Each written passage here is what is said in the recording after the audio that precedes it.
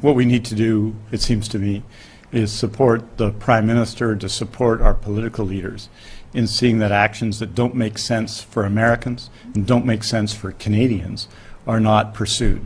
And so I think we should make those efforts rather than contributing and making the problem worse and going tit for tat.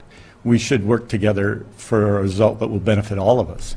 Part of the reason we have challenges in British Columbia is because there were challenges in Washington State, that COVID-19 doesn't know borders, and we want our American friends to do well. We want their response to COVID-19 to be effective, and it needs to be effective. It's important for us that it be effective.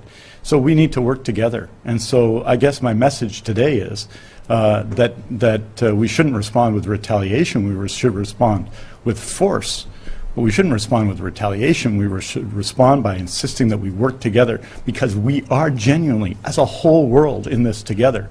And I think the kind of a kind of parochial action such as this, and the amazing work done by the workers at Harmac, for example, is an example of this, is not consistent with what we need to do as a society. I'm very proud of the workers at Harmac, of the healthcare workers of Canada. And I'm also very proud and admiring of the healthcare workers of the United States, whose fate is depicted sometimes on your network and on other networks every day. This is our fight together. We've got what we need to do in British Columbia, but what we need to do is convince our American friends in the first instance that what they've done is, what this action is wrong. It's wrong for them and wrong for us.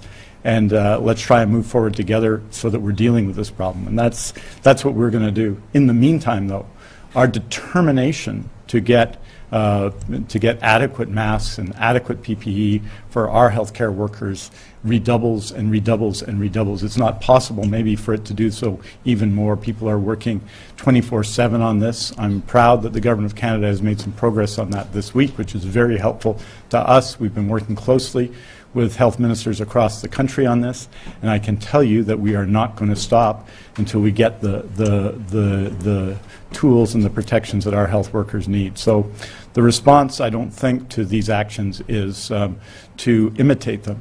The response to these actions is to respond based on the science, based on effectiveness, and based on who we are as Canadians.